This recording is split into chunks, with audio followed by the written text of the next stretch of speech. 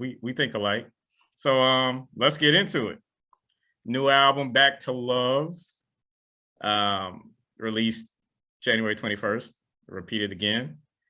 Just talk about coming up with the name for the project. Like it's mentioned in the headline, presented by Raheem Devaughn.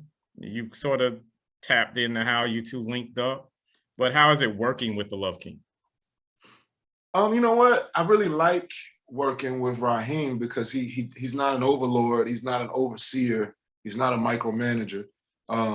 Excuse me. From early on in our process of working together, Raheem, I would imagine he respected and appreciated what I brought to the table, and he kind of gives you directives, or ideas rather than directives, and then from there, whatever happens with the idea happens. As is the case with this album. Again, it was a question.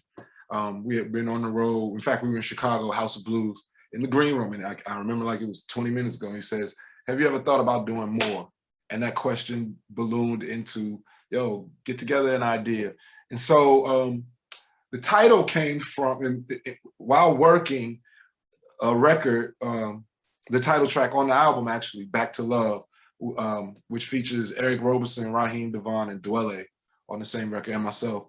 So listening to that record in context of all the other records, I chose that and selected that as the title cut because it kind of embodied my experience in the creation process and the overall message that I wanted to communicate to the listener.